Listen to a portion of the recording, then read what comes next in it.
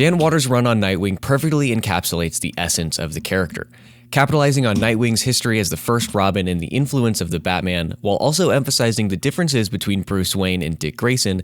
The series showcases the former boy wonder as a hero for all, not the Dark Knight of Gotham, but the guardian angel of Bludhaven. Let me know down in the comments what you guys think of this run so far. I'm Brennan for the New Wave Nerds. Subscribe down below for more nerd content and commentary. Now let's roll the intro.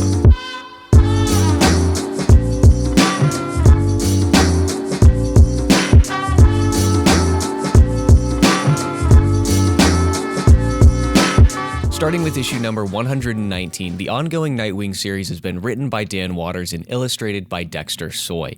Now, I have to say at the outset here that this series is so fun so far.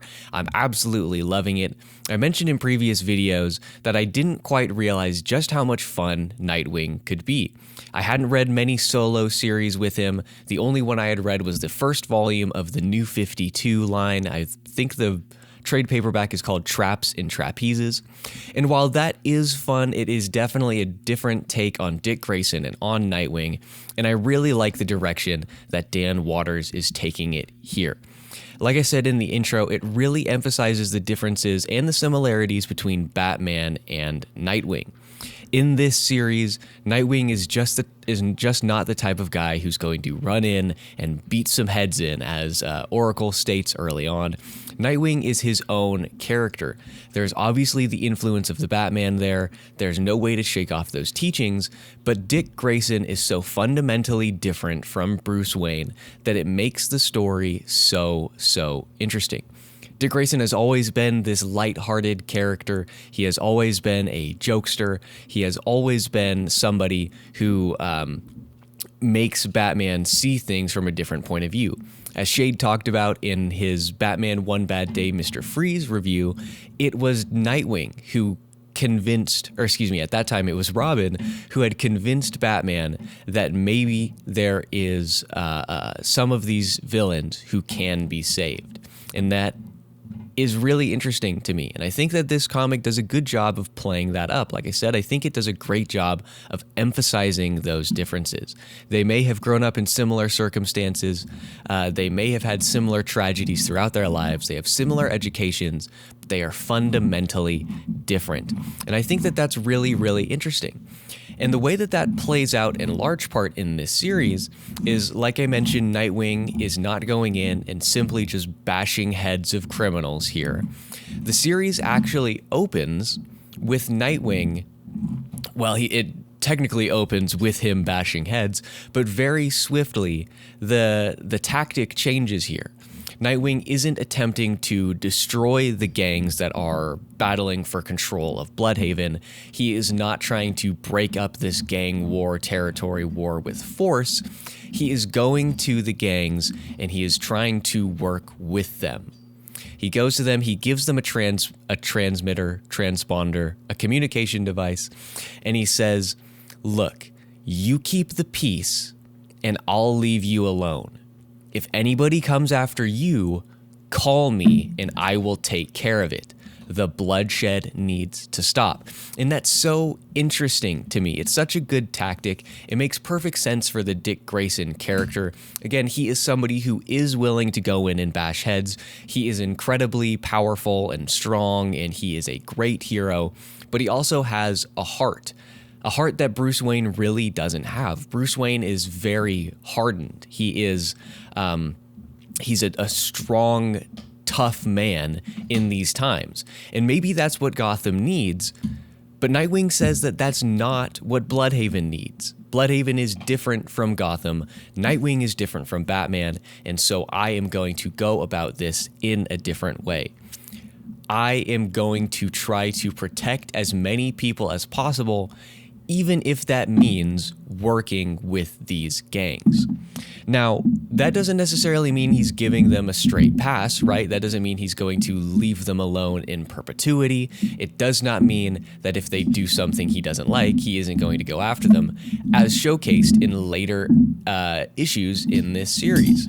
At one point, Nightwing learns that one of the gangs is essentially recruiting children and he busts into their lair, their hideout, and he literally just says, "I am unhappy," and he just goes to town, beating up as many people as possible, freaking out, saying, "You are recruiting children. What are you doing?" He's going after these gangs. He busts in, and the artwork and the paneling there is absolutely amazing. I always love in a comic, and this is standard, comic procedure. This is nothing new or revolutionary, but I always enjoy in the panels when the character, the hero, is upset, is unhappy, is angry, or is simply going through a dark time, and deep shadows pass over their face, and it's hidden in the shadows, and all we can see is, like, say, their eyes, or a defining feature if it's like some characters with masks or whatever. I love that, and they did that really, really well here. I think that is super interesting. And the influence of Batman extends even beyond Nightwing's, willingness to go in and bust heads and to beat up criminals and break arms and all this. It extends into Nightwing's investigation of this ongoing conspiracy. Batman is the world's greatest detective. I mean, that's just been the case forever, and Nightwing was trained under him, and Nightwing uses those skills incredibly well throughout this series. Using very little evidence, and with the assistance of Oracle, he uncovers the origin of the people who are perpetrating this bombing campaign, this conspiracy that's going on throughout Bludhaven, and he learns essentially what is happening and why fairly early on. Now, granted, obviously, again, there's not much evidence. It's all very circumstantial, or as the Bludhaven police commissioner says, it is the very definition of tenuous. I think it's really, really interesting. It shows, again, how intelligent Nightwing is, how well he carries on the legacy of the Batman. And I think it's really interesting. I love the character so much. Like I said, I've never read much solo Nightwing stuff. Everything I've read of him has been Batman adjacent. It has been directly Bat Family stuff. Or in the case of, what's it called? I'm pretty sure it's the Black Mirror. It's a trade paperback. And in that, I think that is when Dick Grayson takes over the role as Batman after the apparent death of Bruce Wayne. And that is one of my favorite Batman stories of all time. That's one of the reasons that I have said, sometimes controversially, that I think Dick Grayson is a better Batman than Bruce Wayne. And I've gotten a lot of heat from that from Shade, but I stand by it. I stand by it. And I think this comic inadvertently sort of proves my point here, right? Again, it shows the differences between Dick Grayson and Bruce Wayne. It shows that Dick Grayson has the heart that Bruce doesn't have. He's willing to work. He's willing to compromise. Dick Grayson is the hero that Bruce Wayne can never be. Bruce Wayne can never be the hero that perhaps the city needs. He is the Dark Knight of Gotham for a reason. He instills this fear. He is not a symbol of hope. And Dick Grayson is that symbol of hope. I mean, that's exemplified in the, I think it was a couple of years ago now, but the Dark Crisis on Infinite Earths storyline, where Nightwing takes over as like the premier hero of the DC universe, and the Titans take over as the premier team. The premier team. I don't know why. I was trying to think of a different word for that. But in that storyline, the Teen Titans, I guess they're just Titans now. They're not teens because they're 20-somethings. And Amanda Waller really harps on the point that they're 20-somethings.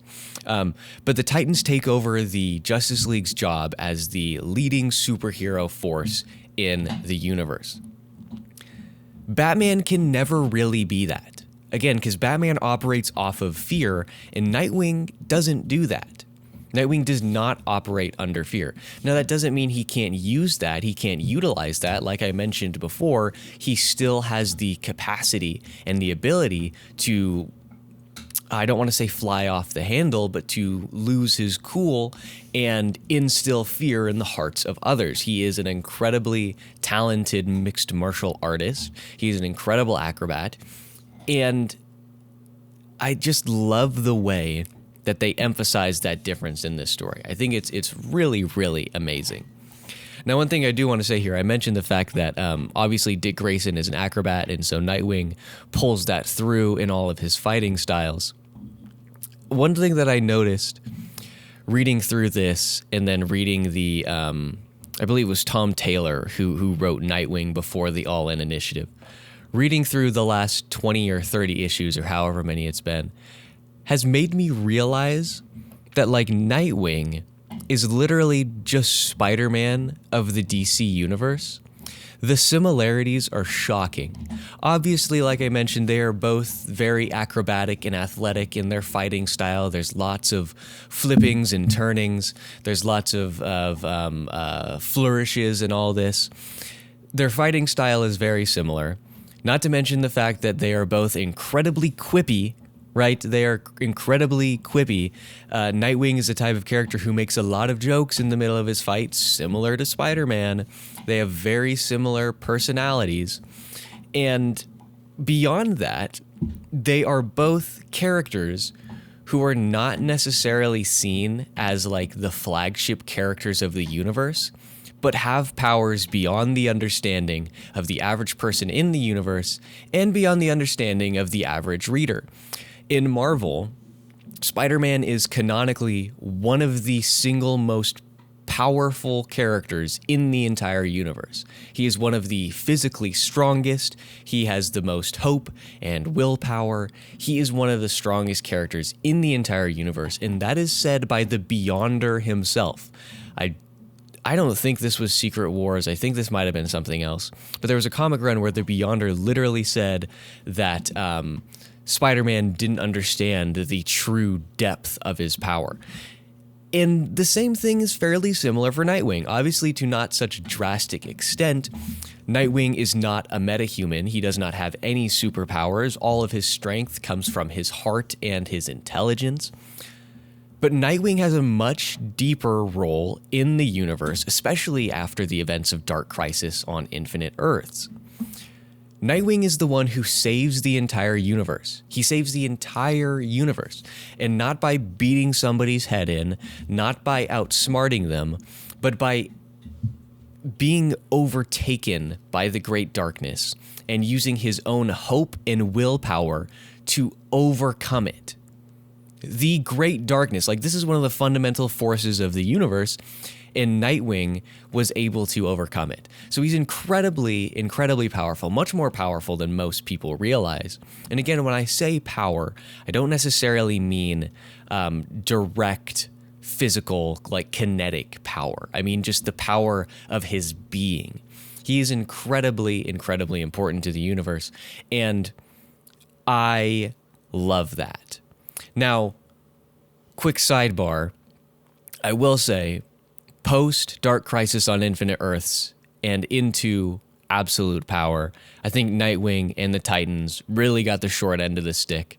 I feel like DC really gypped them. I feel like their tenure as the premier hero in League should have been a little bit longer. I felt like they should have had a little bit more time to actually do something. But that's besides the point. That's not the topic that we're going to be discussing here today. But it does irritate me. It really does. I feel like they should have had... I'm not going to get into it. I'm going to be here talking about that for another 20 minutes. So back to Nightwing. I mentioned earlier that Oracle has a role in this, and I think her role is great. I think it adds so much. It just adds so much to Dick Grayson here. So Oracle, for those of you who don't know, is Barbara Gordon, the daughter of Jim Gordon. She is also known as Batgirl, and I love seeing the relationship between Dick Grayson and Barbara Gordon. I've always felt that their relationship was stronger than Dick's relationship with Starfire, with Princess Coriander. I don't know. I'm pretty sure that's it, because I remember thinking the first time I read that, isn't that a spice? But in any case, I think that his relationship with Barbara is much stronger, and I hope that this continues. Granted, it's a comic book, so I'm sure, and it's a comic book and it's Dick Grayson, so I'm sure they're going to break up at some point, and there's going to be some soul searching, and Dick Grayson's going to find some new squeeze. But I really love Barbara Gordon. I would very much like for them to get the same happy ending that Wally West has with Linda West. Right, Wally and Linda are now married, and they have like 2 kids, I believe. This is kind of what I want for Dick Grayson. I mean, I want him to be able to live a happy life, and for Barbara too. I really think the interplay between the two of them is great. I like how she continuously refers to him as Boy Wonder, right? Just harkening back to those years when he was Robin. I think it's very fun. And Oracle is incredibly invaluable to this. We haven't actually seen her thus far as Batgirl, though I'm sure that will come up at some point. I'm sure Dick's going to be stuck in a sticky situation, and Barbara's going to need to suit up to come and save him. And I'm really excited for when that happens, because Barbara Gordon Batgirl is dope. But she is incredibly invaluable as Oracle. She is constantly in his ear, providing him with intel, discussing the next steps with him, feeding him information. I think it's really, really interesting. And I think this series does a good job of showcasing the fact that as strong, powerful, and intelligent as Nightwing is, he would not be able to do this alone. He needs someone in the chair. He needs Barbara Gordon in this situation. She's the one who breaks into the hard drive of the main villain here and uncovers the fact that there is a deep connection between these two, a connection that goes back to when Dick Grayson was Robin. And that's because of Barbara Gordon. And I think that that's really, really fun. Like I said, I really enjoy their interactions. And I think it says something about this type of character, like Batman and Dick Grayson, Nightwing. They need somebody behind them to make it so that they can actually do their job, right? I've spent, a couple of minutes talking about how Dick Grayson needs Oracle, he needs Barbara Gordon, and in the same way, Batman needs Alfred. These two play off of each other. Don't get me wrong, Batman is incredibly capable. He would still be able to do a lot on his own, but never would Batman have been able to reach the heights that he's at now were it not for Alfred Pennyworth. May he rest in peace, because he's dead in the current continuity. Which I had forgotten is that another really, really interesting thing. Now, this was introduced, I believe, in the Tom Taylor run. It wasn't introduced in Dan Watters' run. But like I mentioned, Alfred Pennyworth passes away, and he leaves his fortune, which amounts up to billions, to Dick Grayson. And using that money, Dick Grayson sets up the Pennyworth Foundation to assist those in need in Bludhaven. I think it's really, really interesting. I think it's a cool plot point, and I like being able to see Dick Grayson switch back and forth between Nightwing and his other ego. I think he does it in a better way than Batman does, because the way that it's always been is that Bruce Wayne's true form is Batman, and that Bruce Wayne is the mask that he puts on. He is Batman, but in the public, he has to be Bruce Wayne to put up this lifestyle. I think Dick Grayson does a much better job about melding the two, about switching back and forth, about not putting his entire identity into the mask, into the superhero costume. I think it's really, really interesting.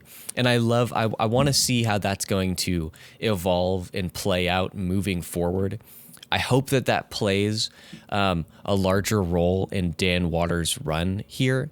We've sort of talked about it a little bit in the series, but I want it to play a pretty outsized role. I think it's a really fascinating plot point, and I think it makes a lot of sense given the main villains in this story. So as it starts out, the main antagonist is a woman by the name of, I think it's Olivia Pierce, who is the CEO of a weapons manufacturer called Spheric. And they have made a deal with the Bludhaven Police Department to upgrade the police force to provide them with weapons, specifically with anti-metahuman weapons. And I really want to see the Pennyworth Foundation sort of come to blows with Spheric. I really want to see these two come together and fight it out. I want to see something outside of the costumes. I want to see something outside of Nightwing to show that this is a much deeper problem. This is something much deeper than something that can be solved just by, coming to fisticuffs, right? This is a deep, deep problem. The Bludhaven Police Department is one of the most corrupt in the entire nation, and I really want to use the Pennyworth Foundation as a vehicle to see that and explore that with connection to Spheric. So that's the main villain in the beginning, but as we reveal through the issues here, Spheric is more a front for Olivia Pierce. She is, like I mentioned earlier, a former rogue in Batman's gallery who came into contact with him and Dick Grayson when he was still Robin. And back then, her villain name was Columbina, after a Del Art clown.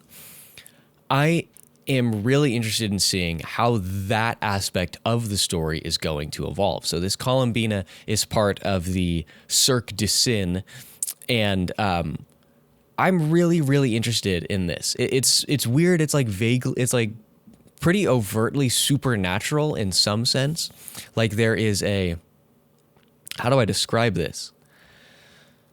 A being that appears as if from nowhere, and the imagery when it appears is as though it is pulling down a curtain, but the curtain is reality itself, and it's like peeking out from this immense blackness. And I believe Olivia Pierce calls it the Zani. Now, what is going to happen with that? What is going on? It's so weird. It's so weird that I kind of like it. And again, I one of the reasons that I really like it is the fact that it just plays directly off of the history of Dick Grayson, right? Obviously his time as Robin, but it obviously has direct ties to his former life as an acrobat, as a member of the Flying Graysons in Haley's Circus. Haley? It's Haley.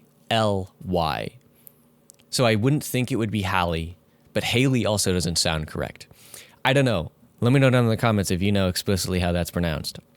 But it pulls on these various aspects of this character, and it's a very, very deep connection. So I'm really curious to see how this is going to evolve. The way that they had set up the backstory for this, though, I'm not necessarily a huge fan of. I think the backstory itself, the flashback scene, is really, really cool. But after the end of the flashback, Nightwing is, we cut back to the present where Nightwing is talking on a roof, and he explicitly says, "We never saw another trace of her until now." I wish that they hadn't explicitly said that, and so that maybe we would get more flashback scenes to sort of flesh out this character, flesh out Columbina and the Cirque du Sin. I do wish that had happened, but that being said, like I said, I thought the flashback was great, and I'm really, really interested in seeing how this story is going to play out, how these connections are going to evolve, and what this is going to mean for Nightwing in the future, and for the future of Bludhaven as well. I don't know. I'm really interested. Let me know down in the comments what you guys think of this series so far. If you are interested, if you don't like the Cirque du Sin, let me know. Let me know how to pronounce Haley Circus as well. But in any case, let's see here. I'm going to be back next Tuesday to discuss Devil's Advocate. We just took a look at John Wick last Tuesday, or this past Tuesday. So we're on a little bit of a Keanu theme here. And then the Thursday, next Thursday, so that is a week from today, I'm going to be taking a look at the new Magic series from Marvel Comics. The first 2 issues are out now, and it's really, really interesting. You know, we've been talking a lot about DC lately, and part of that is just a function of the fact that throughout my whole life, I have always been a DC Comics kid. I've always thought the Marvel movies were better, but DC Comics, sort of, for me, outperformed Marvel Comics.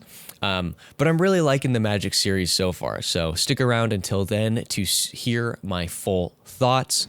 And until then, I will see you guys next time.